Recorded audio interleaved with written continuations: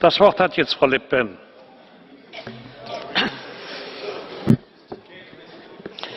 Bien, mes chers collègues, la France a traversé une épreuve absolument épouvantable vendredi 13 novembre.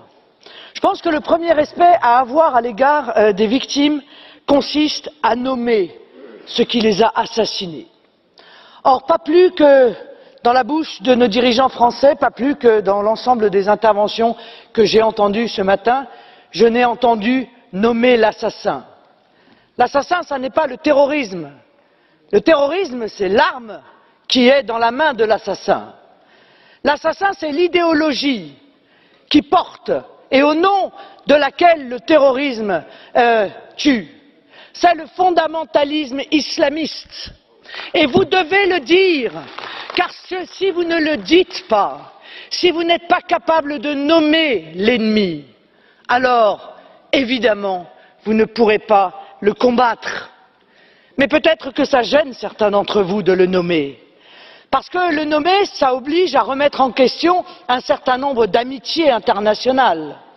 Ça oblige à se poser la question de savoir si effectivement on peut continuer à avoir comme allié l'Arabie Saoudite, le Qatar.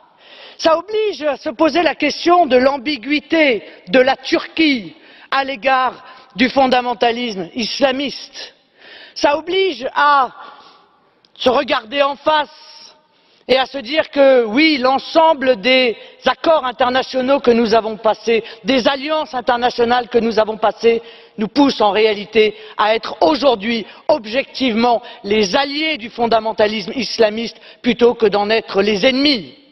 Alors moi je propose que l'on change ces alliances et je considère que tous ceux qui luttent contre le fondamentalisme islamiste doivent être considérés comme des alliés, sans aucune réserve. Ça passe évidemment par des pays musulmans qui luttent contre le fondamentalisme islamiste, l'Égypte, les Émirats arabes unis, ça passe aussi évidemment par la Russie, ça passe par l'Iran.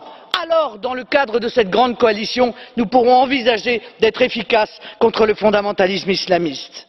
Mais à bien des égards, je suis obligé de le dire aussi, l'aliénation de la France à des politiques européennes imbéciles constitue aujourd'hui un obstacle au retour de la sécurité des Français.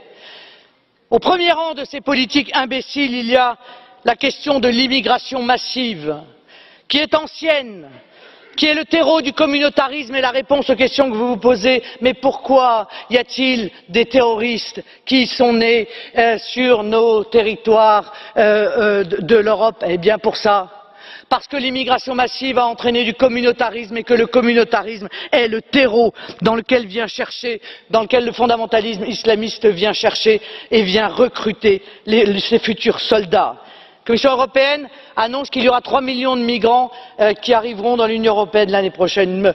Bien sûr, nous ne mettons pas un trait d'égalité entre les migrants et les terroristes. Bien sûr. Il n'en demeure pas moins que ce que je dénonçais dans ce Parlement au mois de septembre, l'infiltration de djihadistes au milieu des flux de migrants est une réalité. Et cette réalité, elle a tué vendredi dernier. Vous pouvez faire semblant de ne pas voir cela, mais elle est là, cette réalité. Et on ne peut pas ne pas en tenir compte. Continuer à laisser ces flux de migrants de manière incontrôlée alors que vous savez pertinemment que l'Union européenne et que les pays frontaliers de l'Union européenne sont dans l'incapacité totale de pouvoir contrôler quoi que ce soit, et encore moins l'identité de ceux qui arrivent, eh bien, c'est se priver des moyens de lutter contre ce terrible danger. Alors, moi je vous le dis, nous souhaitons retrouver nos frontières nationales. Nous n'avons pas confiance dans les frontières de l'Europe qui sont une véritable passoire.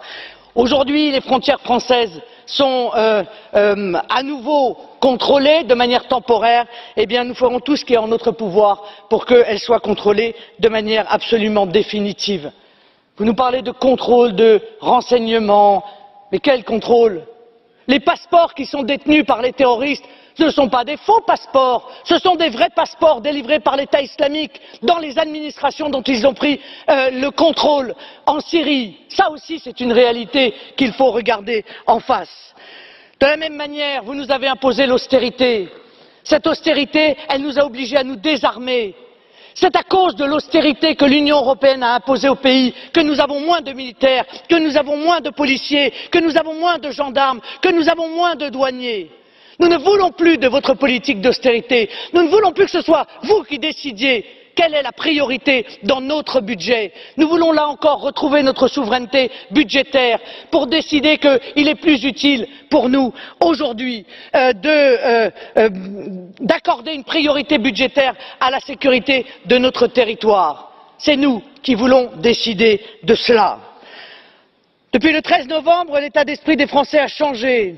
Les institutions européennes doivent comprendre que pour nous, rien ne sera plus jamais comme avant. La folie migratoire, la haine des frontières, l'obsession austéritaire, les mauvais choix en matière d'alliances internationales sont devenus des dangers clairement identifiés par les Français. Une minorité grandissante partageait nos vues sur ces sujets. Nul doute que le regard est désormais très majoritairement lucide. Nous n'aurons de cesse de dénoncer ces dangers pour défendre la sécurité du peuple français face aux actions que je considère criminelles des institutions européennes. Bravo.